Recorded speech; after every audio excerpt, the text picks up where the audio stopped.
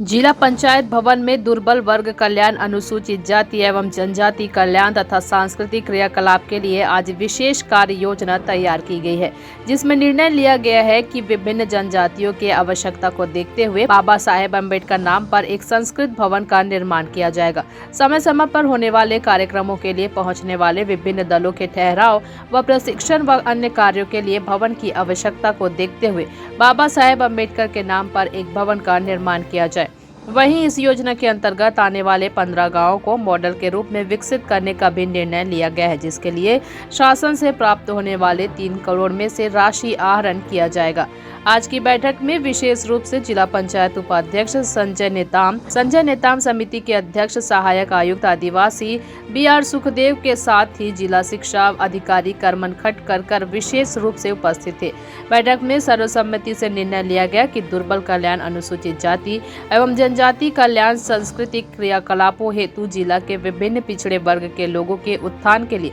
व्यापक कार्य योजना तैयार किया जा रहा है, जिसके लिए जिला से निर्वाचित सदस्यों से राय मशवरा लिया जाए। जिलाधीश नम्रता गांधी के निर्देशों के अनुरूप एक व्हाट्सएप ग्रुप के माध्यम से सभी सदस्य उसमें जुड़ेंगे और जुड़ करके अपनी राय देंगे। उसी के अनुरूप कार्य योजना तैयार किया जाएगा। इसी के अनुरूप आज की बैठक में सर्वसम्मति से निर्णय लिया गया। जिला मुख्यालय पहुंचने वाले दल के ठहराव, अभ्यास, प्रशिक्षण व ठहरने हेतु एक भवन आवश्यकता है, जिसके लिए भवन बनाया जाए। यह भवन बाबा साहेब अम्बेडकर के नाम पर होगा और साथ ही यह भी निर्णय लिया गया कि 15वें वित्त के तहत प्राप्त 3 करोड़ जो स्वच्छता, पेयजल के साथ ही विभिन्न कार्यों के लिए खर्च किया जाना है। 15 वित्त आयोग के लिए जो आज बैठक आयोजित की गई है,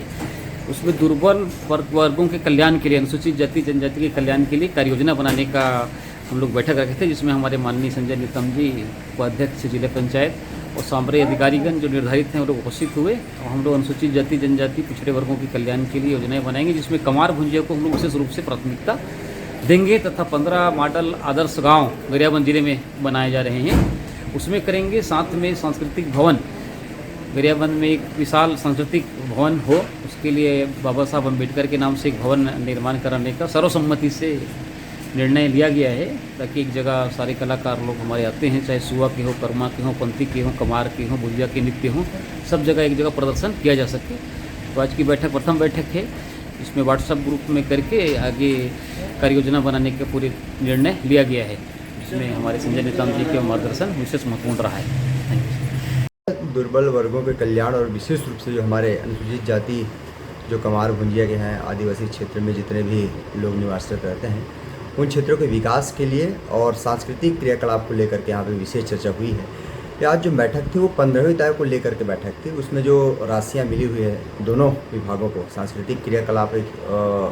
जो योजना बनी हुई है और एक दुर्बल वर्गों कल्याण को जो बनी है, इसमें जो भी राशियाँ मिली है उस राशि का उपयोग जो है ज़्यादा से ज़्यादा जो ट्राइबल जो क्षेत्र है उसमें ज़्यादा से ज़्यादा हो। और जो प्रस्ताव यहाँ पे हुई है, ये इन वर्गों को कैसे हम लोग ज़्यादा से ज़्यादा लाभान्वित दे सकते हैं, इन विषयों को लेकर के यहाँ पे चर्चा हुई है। जिला स्तर में एक भी हमारे जो सांस्कृतिक जो भवन होना चाहिए और वो भवन यहाँ पे बने, और वो भवन जो है अम्बेडकर,